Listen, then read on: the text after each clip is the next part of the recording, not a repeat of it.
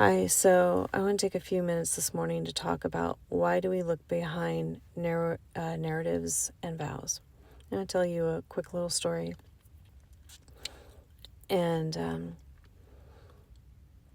there's reasons why we need to look at this. So a lot of people are saying, the 1% doesn't want to pay their share, and they're trying to manipulate things so that everybody else pays more than their share and they get kickbacks. Now, the 1% would have more than enough money to live more than a couple of lifetimes. I mean, just the amount of money that they have is wow. I mean, you look at like Musky Perfume. How much money does he have? That's more than even with all the kids he's had. That's more than you. So as you look at that, some of the narratives have been started by people who are in power and have a lot of wealth. But what's going on for them to start those narratives? What vows have they made to get those narratives and to get people to believe those narratives? The reason why we're looking at these things is because when you understand what narratives they believe and they want to get other people's narratives to believe what's behind those narratives, what's their fear, you're going to understand why they're spreading the narratives they are and what the tie is with the other people. How are those other people following that narrative so blindly? What's that connection there? What's the similarity? This is why we have to look behind the narrative. What is the narrative really about? What are they really dealing with? Why did they make that choice? And part of this is going to tell you how people are going to grow older. I'll give you a really good example. I'll give you two examples. So I've known people who are on the verge of dying in so much pain, and they are still a very nice, kind person. Do you know why? Because they lived their whole life that way. They've focused on healing, restoration, and they focused on love and kindness. And I've known people that as they've gotten older have gotten meaner. We have an example of someone currently right now that was, a lot of people let that person know they aren't happy with him on Saturday, on June 14th. And, but what we talk about is there's some things going on because as people get older, they amplify who they were as they were younger, how mean or nasty they've been as a person. But that mean and nastiness comes from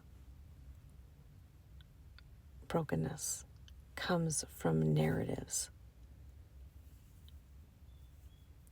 Again, when we look at these narratives, it's going to play a huge factor. And I was going to tell you a story, so I'll make this really quick. I knew someone growing up. Both his parents were they were wonderful, kind people, but they weren't ambitious. One gave up a full college scholarship, and they both very low paying kind of customer service type jobs. And they were very smart people. I mean, really smart people. Well, their oldest son is extremely smart as well, but he was embarrassed by his parents. We all knew that. And so when he was younger, you could tell he made a vow. I'm not going to be poor. It's not. In that process, he used people to get ahead in life. I mean, like close people. And he didn't care. If you were to talk to him today, he'd say that people could pull themselves up by the bootstraps that are homeless, that he suffers, and because he has some physical issue, And that, not my problem that our society is the way it is. I don't have to help with that. People have to figure it out. I did.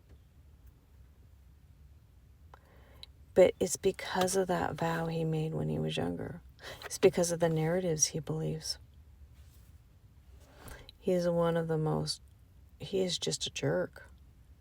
I normally don't label people, but he acts like a jerk. He's just not a nice person. He's all about himself, and he's one of the top people in a small town, and he wanted it that way. At the biggest company in a small town. He was one of the top people in there. Now, did I say he didn't work hard? No, I didn't say that. He worked hard to get there. But he used a lot of people too. His character isn't very good. But what are the narratives that got him there? That he believed? What are the vows that he made to get himself there? Because that's going to talk about why he acts the way he acts. You see, if people understood that, that's also going to talk about why he chose the wife he chose. Because she's not a very nice person either. Woo. And why do people choose who they choose, and why do they follow? Why do they connect who they connect with? You get what I'm saying?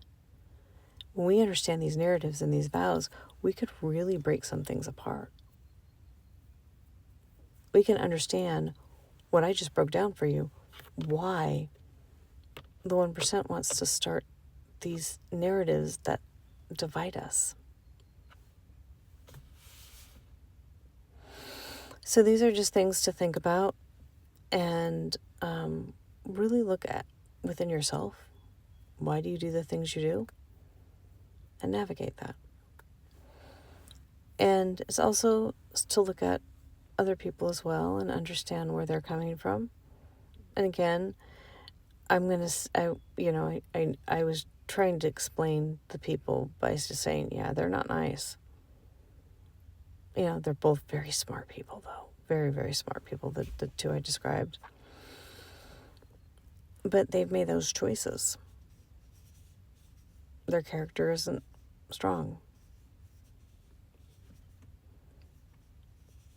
So, and I could show you by action, by action, by action. And that's what I go by. So on that note, I will see you next time. And